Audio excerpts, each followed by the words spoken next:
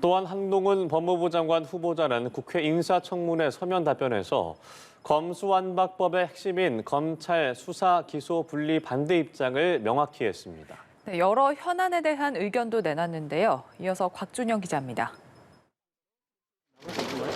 한동훈 후보자는 검찰 수사와 기소는 본질적으로 분리할 수 없는 관계라며 검수완박법은 위헌 소지가 있다고 지적했습니다. 수사 기소 분리로는 수사검사가 확증 편향에 빠져 기소할 거라는 우려에서 나온 오해로 기계적 분리가 오히려 문제라고 했습니다. 검수완박법 개정 문제를 법무부의 제일 시급한 현안으로 꼽으며 국민적 공감대가 필요하다고 말했습니다. 장관의 수사 지휘권 발동은 검찰의 정치적 중립성과 독립성 보장을 위해 자제돼야 한다고 했습니다. 공수처에 대해선 수사 역량 부족과 정치적 중립성 의혹 등 여러 논란이 보도됐다며 비판적 입장을 보였습니다. 검수완박 후속으로 논의되는 한국형 FBI는 면밀한 검토 후 공감대 속 추진돼야 한다고 지적했습니다. 만약 설치한다면 치안이 아닌 법 집행 문제이므로 법무부 소속이 바람직하다며 경찰 비대화를 견제했습니다. 각종 사건에 대한 입장도 밝혔습니다.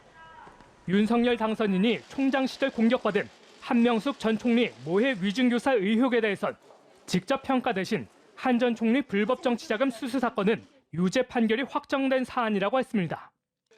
기소권 남용으로 지적된 유우성 씨 대북 송금 사건에는 대법원 판결을 존중한다는 입장으로 가름했습니다. 김학의 전 차관 불법 출금 사건의 경우 수사와 기본권 제한은 적법 절차에 따라 이루어져야 한다며 우회 비판했습니다. 자신이 연관된 채널A 사건과 관련해선 검찰이 2년 가까이 표적 수사했지만 실체도 증거도 없음이 확인돼 불기소됐다고 말했습니다.